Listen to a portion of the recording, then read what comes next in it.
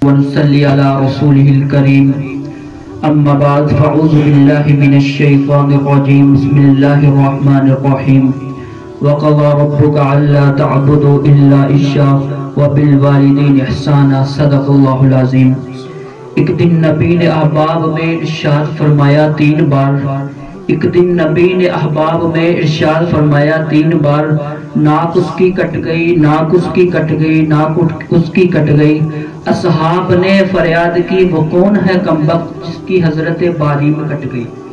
ارشاد یوں ہوا وہ فرزند خلق جس کے گھر جنت آئی اور عقل پلٹ گئی۔ سامعین محترم، آج ہم جس ہستی کے لیے اکٹھے ہوئے ہیں اس ہستی کا تعارف کہ ہم محتاج نہیں، ہمارے محلے ہمارے گاؤں کی وہ ایک پہچان تھی جس سے بھی وہ پوچھو تو ہر انسان اس کی تعریف کیے بغیر نہیں گزرتا، اور محلے سے کوئی گزرے تو اس کو سلام کیے بغیر نہیں گزرتے۔ آج محلے میں وہ ہستی نہیں ہے، آج سلام کرتے ہیں وہ جواب نہیں آتا جو ان کی آواز ہمارے کانوں میں پڑتی تھی۔ ان کے بیٹے یہاں موجود، اللہ ان کو صبر جمیل عطا فرمائے۔ یہ ایک بڑا باپ کا جو دکھ ہوتا ہے یہ اسی کو پتہ چلتا ہے جس کے گھر سے وہ آنگن چلے جاتا ہے۔ ہم کہتے ہیں کہ ہمارا باپ ہمارے لیے کیا کر گیا، لیکن جب خود اس سٹریٹ پہ آتا ہے پھر پتہ چلتا ہے کہ ہمارے باپ نے ہمارے لیے بڑی تکلیفیں برداشت کی۔ مختصر ٹائم میں مختصر بات کر کے بات کو اپنا ختم کرتا ہوں۔ ایک واقعہ اکثر آپ سنتے رہتے ہیں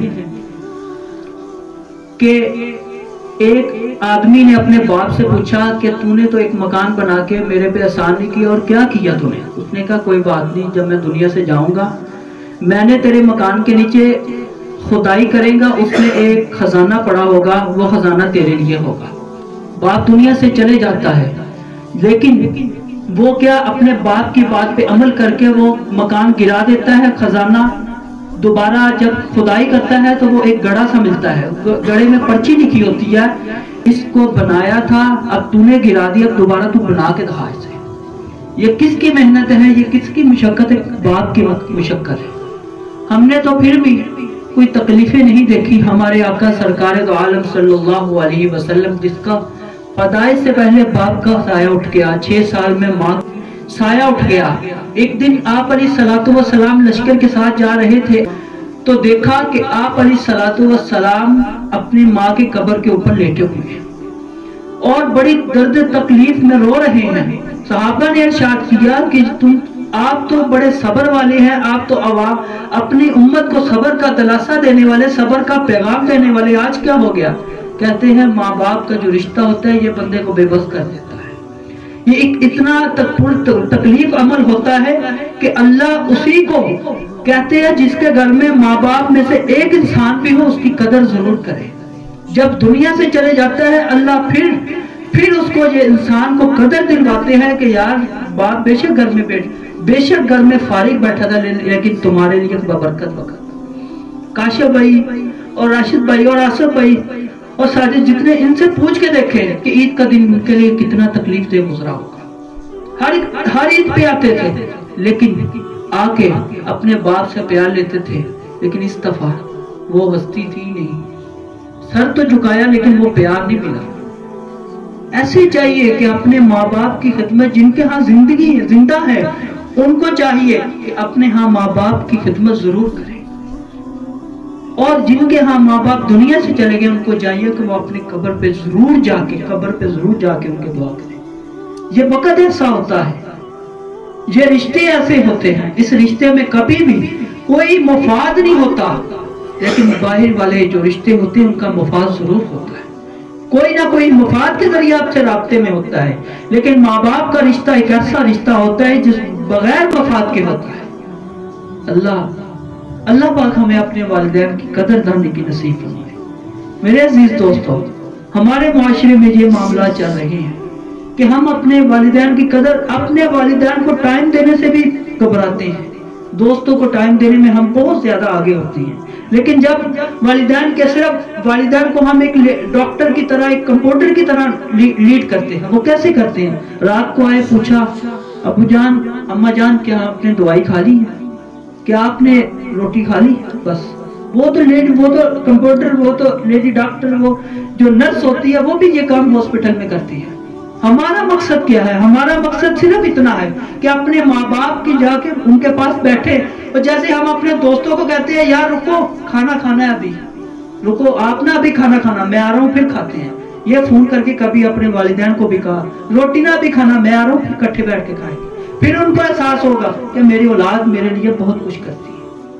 وہ بچپن میں جب انسان پیدا ہوتا ہے نا, پھر بڑا ہوتا ہے, اس کو گود میں لے کے ماں پالتی ہے, چلتی ہے, سارا کچھ کرتی ہے, اس کے لیے تکلیفیں برداشت کرتی, حتیٰ کہ وہ پیشاب کر دے وہ خود گلے بچھونے پہ لیٹ جاتی ہے, لیکن خود اپنے بیٹے کو اپنے بیٹی کو خود سوکھے بچھونے پہ لٹا دیتی ہے. پھر جب ہوش آتی ہے انگلی پکڑ کے اسے چلانا سکھاتی ہے. جب وہ بڑا ہوتا ہے اب وہ فیصلے کرنے پہ جب قادر آتا ہے وہ خود فیصلے کرنے پہ اتر جاتا ہے, لیکن اپنے والدین کو پیچھے چھوڑ دیتا ہے. یہ چیز ہمیں دور کرنی چاہیے, اپنے بچوں کو سمجھانا چاہیے, اپنے بچوں کو اپنے ساتھ ٹیچ کرنا چاہیے. وہ کیسے ٹیچ کرنا چاہیے؟ بیٹوں کو آج کل کا دور ایسا ہے کہ دوست خراب کرتے ہیں, لیکن والدین کہتے ہیں کہ چلو کوئی نہیں یار دوست کے ساتھ پھر رکھ ہے. لیکن والدین کو چاہیے کہ اپنے بچوں کو اپنے ساتھ دوست بنائے, اپنے بچوں کو اپنا رہبر بنائے, اسے کہے تو ہی میرا سہارا, تو ہی سب کچھ ہے, تیری وجہ سے آج ہم سب کچھ ہے. اسے ساتھ دلائے کہ یہ سارا کچھ تیرا ہے, تو اس وقت ماشاءاللہ بڑا ہو چکا ہے, سارا کچھ تیرا, لیکن ہمارے ساتھ کندھے سے کندھا ملا کے چل. یہ اولاد کو سبق دینا والدین کی بھی ذمہ داری ہے. لیکن ہم کیا کرتے ہیں, گاڑی لے لی یا کوئی مکان لے لیا, اوپر لکھا دیتے ہیں ماں کی دعا ہے. لیکن باپ بیچارہ وہ مظلوم بن گیا, وہ پھر بھی چپ کر کے اس گھر میں اس گاڑی میں داخل ہو جاتا ہے اور کہتا ہے چل کوئی نہیں. لیکن ساری محنت باپ کی ہوتی ہے, ماں تو صرف دعائیں کرتی ہے, اور ماں اپنے گھر کو چلاتی ہے اور بچوں کی تربیت کرتی ہے. کہتے ہیں نا مرد پڑا فرد پڑا, عورت پڑی پورا خاندان پڑا. عورت پورے خاندان کی پورے گھر کی تربیت کرتی. باپ نے کس انداز میں کمانا, آپ تو اس معاملے کو دیکھتے ہیں کس انداز میں کماتے ہیں. کوئی ریڑھی لگا کے بیٹھا ہے, کوئی دھوپ کو نہیں دیکھ رہا, بارش ہو رہی ہے باہر کئی لوگ کما رہے ہوں گے, لیکن مائیں اندر بیٹھی چھاؤں میں بچوں کو لوری دے رہی ہوتی ہے. لیکن ان کو بھی یہ چیز ہمیں دیکھنی ہے کہ باپ جو ہے ہمارے لیے کتنا بڑا سہارا ہے.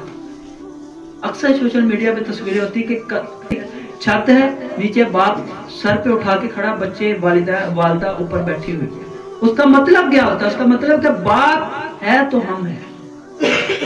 ماں بیچاری جب باپ نہیں ہوتا ماں سنبھالتی ہے.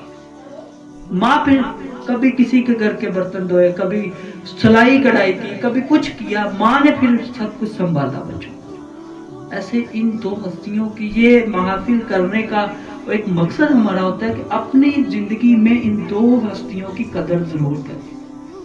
اگر کسی سے گلے شکوے ہو نا, ماں باپ سے گلے شکوے ہو, وہ یہ اتنا سوچ کے ہے کہ میں بھی اس موڑ پہ آنا ہے.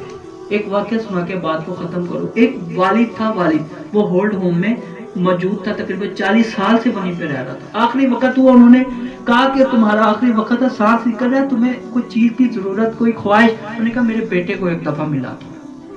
اس بیٹے کو فون کیا, وہ کمبخت تو آ کے اپنے باپ کو تو ملا وہ آخری سانسوں میں.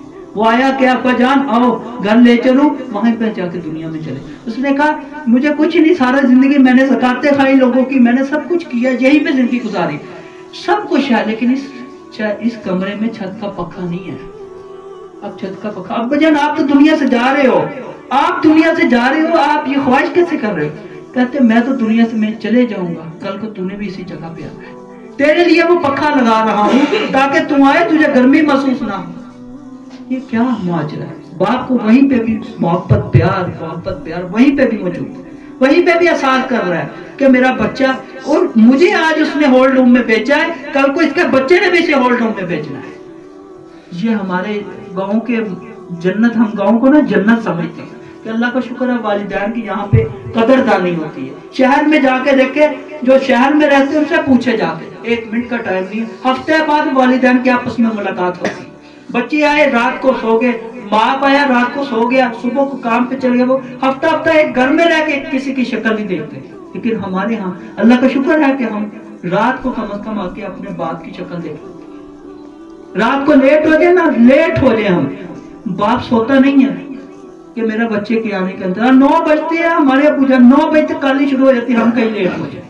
یہ قدر نہیں ہے والدین کی قدر جو ہے. ایک انسان دنیا سے اگر چلا جائے دوسری کی اس سے زیادہ قدر کرو کہ یار ہم باپ کی یا ماں چلے گی اس باپ کی خدمت کریں تاکہ ماں کا جو صلہ ہے وہ باپ سے ہم حاصل کر لیں. اگر باپ دنیا میں سے چلا گیا ماں کی خدمت، اگر دونوں ہے خوش قسمتی ہے ہمارے لیے. اپنے اولاد کو دین ضرور پڑھاؤ تاکہ وہ آنے والے وقت میں آپ کی خدمت کر سکے. جب آپ بے بس ہو، اب آپ کے ہاتھ میں کچھ نہ ہو، آپ بالکل صبردار ہو، پھر جب دنیا دار ہوتا ہے نا دنیا دار، پھر وہ باپ جب بڑا ہوتا ہے، آپ خود اے سی والے کمرے میں سو رہے تھے، باپ کو برانڈے میں سلا دیتے ہیں، پھر باپ پہ الزام بھی لگتا ہے اس نے پلیٹ گندی کی، اس نے فرش گندا کر دیا، اس نے الٹی کر دی، اس نے تھوک پھینک دیا. یہ کیا ہے؟ یہ صرف اور صرف دین سے دوری کی وابستگی.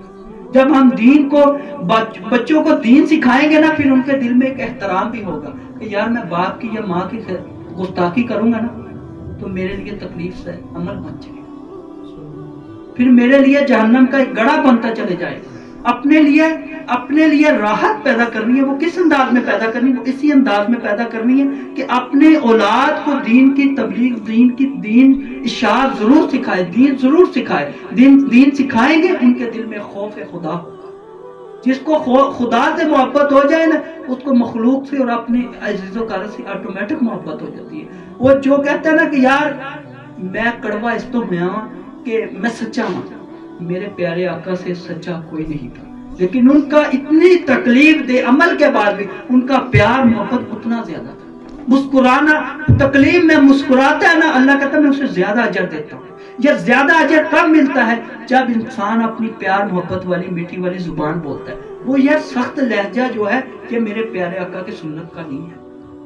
ہمیں چاہیے کہ اپنی جتنی مرضی پریشانیاں ہوں، اگر ہم میٹھی محبت، میٹھی زبان، پیار محبت آپس میں بل بانٹیں گے، اللہ اس کی برکت سے ہمارے گھروں میں جو افاقے پریشانیاں اس کو دور کرتے جاتے ہیں. ضرور ایک چیز، اپنی اولاد کو سیرت کی وابستگی، آپ علیہ الصلوۃ والسلام کی سیرت پڑھا کے رکھیں. آپ علیہ الصلوۃ والسلام سے زیادہ ہم کوئی تکلیف نہیں پاکستان میں اٹھا سکتے.